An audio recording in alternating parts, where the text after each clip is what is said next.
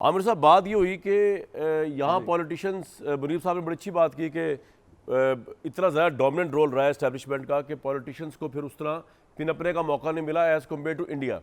और इंडिया के अंदर जो है वो हालात हमारे जैसे हो, चाहे भले करप्शन भी हो, पॉवर्टी भी हो, लेकिन वहाँ पे क्योंकि पॉलिटिकल स्टेबिलिटी रही तो वहाँ पे लोग आहिस्ता आहिस्ता मेच्योर होते गए, उनको वोटिंग का चांस मिलता गया, कॉन्स्टिट्यूशन जल्दी बन गया और 50s में बन गया उनका, इलेक्शन उनके मतवातिर होते रहे। इंदिरा गांधी ने एक दफ़ा इमरजेंसी लगाई थी, करोड़ों लोग बाहर आ गए, विड्रॉ करनी पड़ी थी, ये सब कुछ सही बात फरमाई है इन्होंने।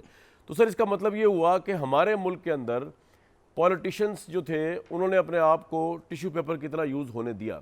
यहाँ पे कोई नेल्सन मंडेला नहीं था जिसने 35 साल 24 साल जेल काटी। उसने कहा कि जी आप एक फाशिस्ट रजीम है, एक इम्पीरियलिस्ट रजीम है, मैं आपसे एग्री नहीं करूँगा, ना आपसे कोई एनआरओ करूँगा, ना कोई डील करूँगा, ना मुल्क छोड़ूंगा, ना मैं जेल में कोई रियायत लूँगा, ना मैं कुछ करूँगा।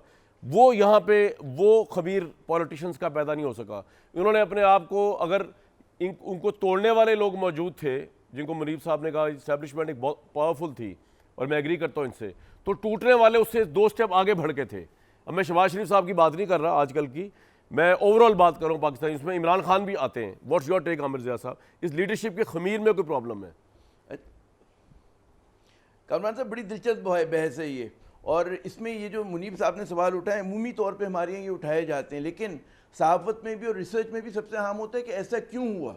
हमारे यहाँ एक फ़िक्री मुगालता ये है कि भारत और पाकिस्तान एक जैसी यकसा रियासतें हैं, दोनों की हैयत एक है। मैं समझता हूँ कि अलग अलग है।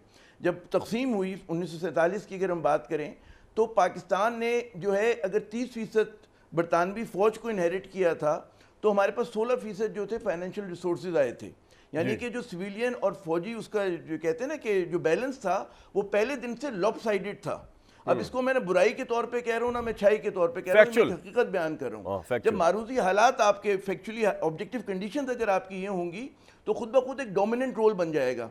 फिर एक और बात हमें समझनी चाहिए कि पाकिस्तान जिन इलाकों पे कंप्राइज मुश्तमिल था, बंगाल ले लें, मशरकी बंगाल, कलकत्ता को निकाल दें तो वो एक रूरल स्लम था। लेकिन मुझे एक बात बताइए आबिर साहब, आप डिटेल में जा रहे हैं, बिल्कुल ठीक जा रहे हैं, मुझे एक सवाल का जवाब दें।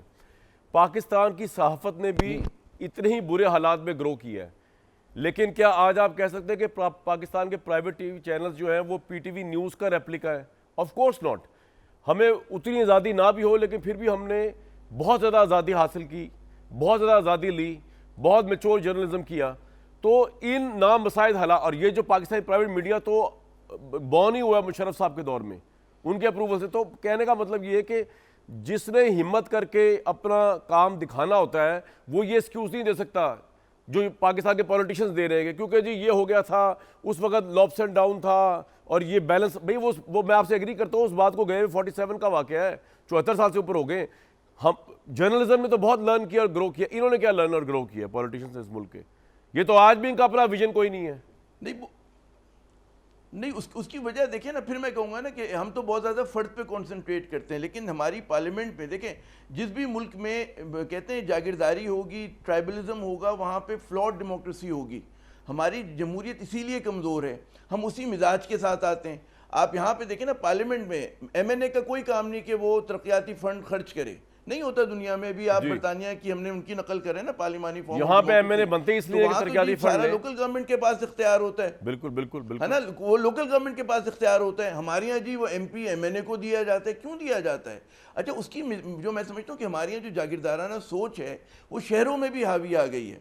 मिसाल के तौर पर कि मुत्तहिदा कौमी मूवमेंट पाकिस्तान या महाजिर कौमी मूवमेंट माजी की जो थी वो आप कहेंगे जी अर्बन फिनोमिना था, लेकिन क्योंकि जागीरदारों का एक रूलिंग है तो उनकी नकल किया करते थे। महाजिर खेल बना करता था, अजरक पहना करते थे, उनका एक मिजाज वो था कि जी पीर साहब कहेंगे, तो वो तमाम जो सोच थी रिफ्लेक्ट करी थी रूलिंग एलीट की सोच को।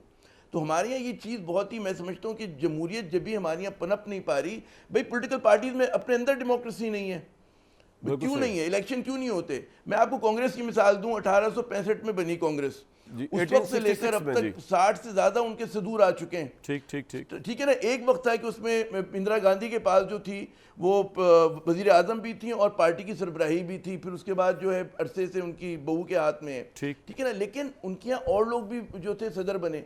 नून लीग में क्यों नहीं कोई सदर जो है आउटसाइड शरीफ फैमिली बन सकता? मुसद्दक साहब क्यों नहीं बन सकते? पाकिस्तान पीपल्स पार्टी में मुराद अली शाह क्यों नहीं उसका चेयरमैन बन सकता पार्टी का? आपके मिजाज ही नहीं है। आपकी जागीरदाराना सोच है, आपने कहा जी ये मेरी पार्टी है। पीटीआई की बात करें, उसमें जब से बनी है इलेक्शन नहीं हुआ कि Imran Khan larger than life के कैरेक्टर बन गए। तो इनमें जब जमहूरी सोच ही नहीं है तो आप इनसे कैसे बिल्कुल साहब का पॉइंट आ गया। जमहूरियत लेकर बात आएंगे ये है और मुल्क के अंदर कि रिफॉर्म करेंगे। बिल्कुल